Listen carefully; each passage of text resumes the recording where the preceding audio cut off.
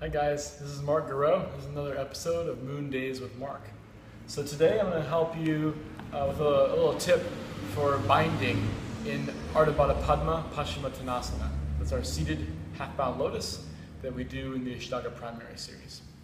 Okay, so what I often see with students is if their hamstrings are tight, or maybe just lack of awareness sometimes, when they sit down, they sit on their tailbone.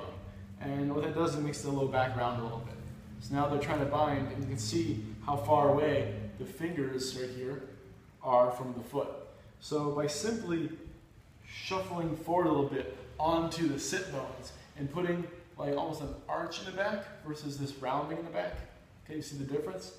So if I'm here rounded and I sit up, look how much closer my fingers get to my toes. Okay, now I can almost grab them. Okay, actually I can grab them from here. But say that you can almost grab them, you can't quite grab them yet. What you can do is look the opposite direction and take a little twist. So if I look this way and twist, then the hands get even closer, okay? So that's a really helpful way of doing it. We don't necessarily need to pull this knee in any tighter, try to get that foot any further up. It doesn't really help.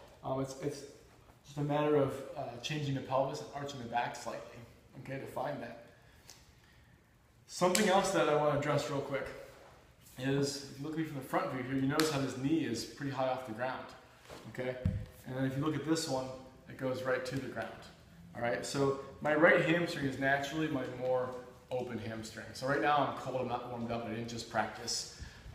So when I come into this, this knee goes down no problem, because this hamstring is open and it's allowing me to sit forward on my sit bone. With this one, I tend to sit more on my tailbone a little bit, less on the sit bones because this hamstring's tighter.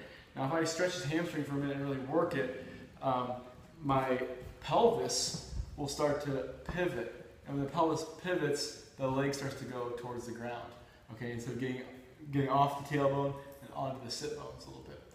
All right, so sometimes you might notice in yourself or in your students that the leg is high.